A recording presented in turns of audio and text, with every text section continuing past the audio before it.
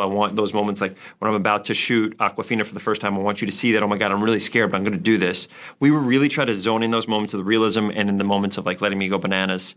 So the editing room has a choice what to do. So that was like my big thing. I'm gonna push on comedy, but I'm really gonna find these dramatic moments to really dive into, to do some real acting. Ben, Joe. This is my favorite movie of the year. It is fucking incredible. Let it be known it's March, but keep going. It's incredible. It is so good. Like, yo, it hits on every level. This is a movie for you. This Dude, knocks it has all everything. You got horror, you got action. This has a lot of heart in it. Yeah. Like, it has way more than I expected. First question is, Teddy feels so over the top and cartoonish. And I'm curious, did your work in animation help you approach Teddy in that kind of way? You know what's so funny? I think the idea of getting yourself to a crazy level, and this guy's on drugs a lot and it's supposed to be very heightened. The whole idea is he's a heightened version of what a criminal is supposed to be.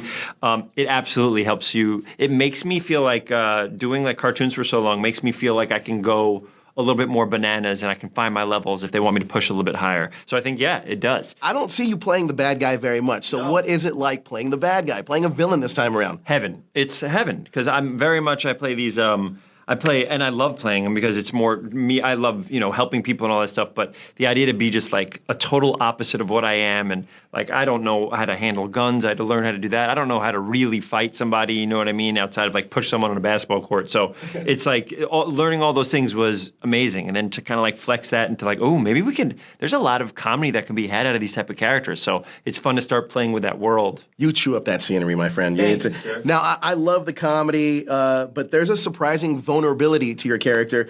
Can you talk about infusing that in your performance in this film? I think with all my characters, I try to show you enough heart, and I try to show you like the weaknesses that they have, so you can feel with them and people can relate to them. And I think there's a lot to that. The idea that he's vulnerable, the idea that maybe he's a mama's boy, and when he fails, he's like, ugh. I think you then connect with the character more. It becomes more of a real character. And I try to do the same thing when I improvise, where if we're being these whatever, I try to give you moments where I'm down to earth, or like something sad happens, so you can kind of play with both levels. Now, I love the blend of practical effects and digital effects in this movie. movie. And we got Christian Tinsley. It was so heaven. Good. It's brilliant. Can you talk to me though about Chris McKay? What he brings as a director to this film? Amazing. First of all, I wrote one of my first ever writing job outside of freelancing was Robot Chicken, and Chris McKay worked on Robot Chicken, which is amazing. And I think Lego Batman movie is one of the best directed movies, whatever. So I was a huge McKay fan beforehand, but McKay really pushed the idea of practical effects, which is amazing. In this film? Yes. When Holt punches a head off, it's literally he's punching a head off and blood spurts everywhere. I had contacts that were yellow.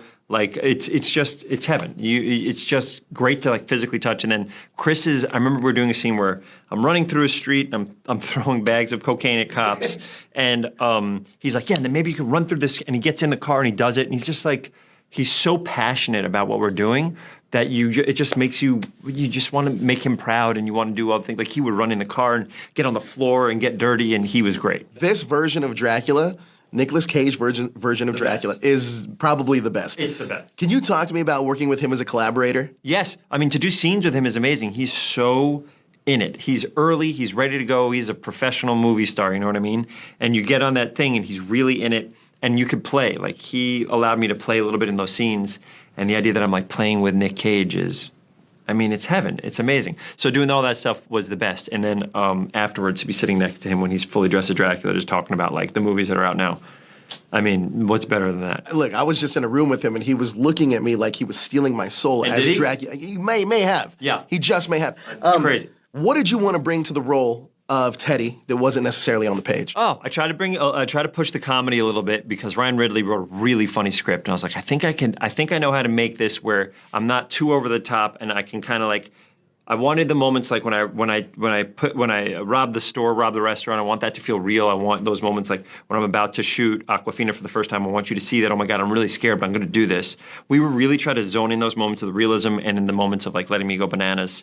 So the editing room has a choice what to do. So that was like my big thing. I'm going to push on comedy, but I'm really going to find these dramatic moments to really dive into, to do some real acting. Look, last question I have for you is like I said before, this film actually has a lot more heart than I expected it to. Right. Really did. So when you first read that script, what were your initial like reactions to it? I thought so. Ryan Ridley, he used to write for Rick and Morty. I think he's brilliant, and he wrote for those Rick and Morty years when like the very beginning, like when I was like, what is it? This show's in, yes. You know what I mean? So for me, his script was amazing. It was so funny, and it was so dark, and it was so like bloody that you could just read on the page. You're like, this is gonna be amazing, and then you're like, oh, I can't wait to say it's fucking Dracula. I can't wait to do this. I can't wait to get in this fight. And you start thinking about all these roles, like, oh, I got to do this movie. Yeah. This is gonna be too fun. So it's his script. His script did it. It was before Nick Cage was attached, and I was like, well, it's too good. So Ryan Ridley. Incredible job, man. Good writing. Incredible job Thanks, all around. Like I said, best film of the year so far. It is March, but I don't see anything really being this for a while. Megan and Cocaine Bear. Hey, Cocaine Bear is really good too, though. Let's.